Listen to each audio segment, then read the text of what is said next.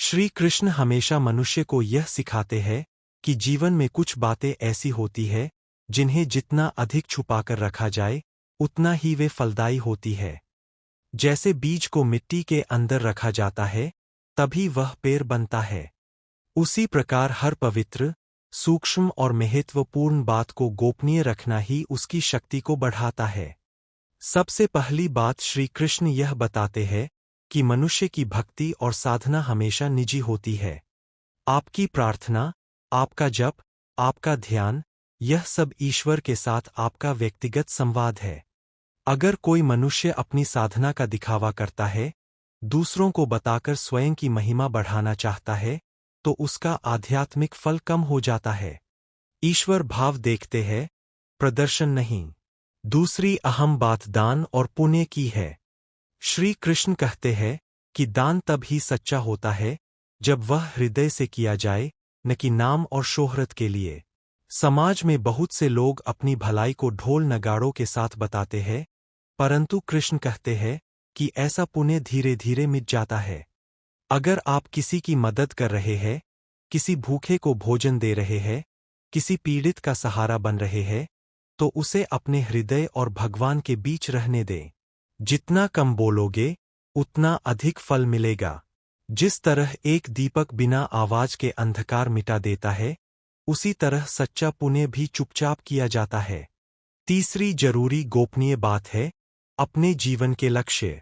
श्री कृष्ण कहते हैं कि जब कोई मनुष्य अपने बड़े लक्ष्यों को दुनिया के सामने समय से पहले प्रकट कर देता है, तो उसकी ऊर्जा बिखरने लगती है। दुनिया में हर कोई आपके उत्थान से प्रसन्न नहीं होगा। कोई नजर लगा सकता है, कोई ईर्ष्या कर सकता है, कोई तोड़ने की कोशिश कर सकता है। इसलिए अपने लक्ष्य को तब तक गोपनीय रखना चाहिए जब तक वह पूरा न हो जाए। जब तक तीर लक्ष्य पर न लगे, तब तक धनुष को खींचने की आवाज भी बाहर नहीं जानी चाहिए। मन को शांत रखकर कर्म करने वाला ही सफल होता है। चौथी गोपनीय बात है, आप कौन सी साधनाएं, मंत्र या आध्यात्मिक विधियां कर रहे हैं। इन चीजों की शक्ति शांति और गोपनीयता में रहती है। आप यदि किसी मंत्र का जाप कर रहे हैं, कोई विशेष व्रत रख रहे हैं या कोई तप कर रहे हैं, तो इसे अपने भीतर ही रखना चाहिए। जब मनुष्य अपनी साधना का ढोल पीट देता है, तो अहंकार प्रवेश कर जाता है, और जहां अहंकार आता है, वहां ईश्वर दूर चले जाते हैं। पांचवीं बात है अपनी कमजोरियों को गोपनीय रखना। श्री कृष्ण सिखाते हैं कि जीवन में कमजोरियां केवल गुरु और ईश्वर के सामने स्वीकार करनी चाहिए। दुनिया के सामने अपनी कमजोरियों को बताने से लोग उनका गलत फायदा उठा सकते हैं। कुछ लोग आपकी समस्या को समझेंगे नहीं, बल्कि आपकी कमजोरी को हथियार की तरह इस्तेमाल करेंगे। इसलिए मनुष्य को चाहिए कि अपनी कमजोरियों को भीतर रखकर उन पर काम करे, उन्हें दूर करे, उन्हें शक्ति में बदले, पर दुनिया को न बताए।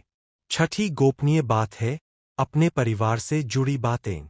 हर घर में सुख दुख होते हैं, छोटे छोटे मतभेद होते हैं, परंतु इन बातों को घर के बाहर ले जाना घर की सामंजस्य और शांति को कमजोर कर देता है। कृष्ण कहते हैं कि परिवार एक मंदिर की तरह है, उसके भीतर क्या चल रहा है, यह बाहर बताने से गलत ऊर्जा फैलती है, रिश्तों में दरार बढ़ती है और मनुष्य का सम्मान भी कम होता है। इसलिए घर की बातों को घर तक ही रहने देना श्रेष्ठ होता है। सातवीं और अंतिम गोपनीय बात है अपने व्रत, नियम और त्याग। जब आप कुछ अच्छा करने का संकल्प लेते हैं, जैसे सुबह ब्रह्म मुहूर्त में जागना, किसी नशे को छोड़ना, किसी गुण को अपनाना या किसी दोष को त्यागना, तो इसे दूसरों को बताने से इच्छाशक्ति कमजोर हो जाती है।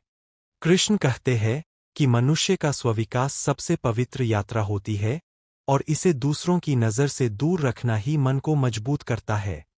इन सभी बातों का सार यही है कि श्री कृष्ण गोपनीयता को ऊर्जा मानते हैं। जो बातें आपके विकास, आपके आंतरिक बदलाव और आपकी आध्यात्मिक शक्ति से जुड़ी होती है, उन्हें जितना शांत और गुप्त रखा जाए, उतना ही जीवन में सफलता, शांति और दिव्यता बढ़ती है। मनुष्य जब हर काम दिखावे के लिए करता है, तो वह अपनी शक्ति खो देता है, परंतु जब वह चुपचाप कर्म करता है, तो संसार उसका सम्मान करता है और भगवान उसका मार्ग प्रशस्त करते हैं।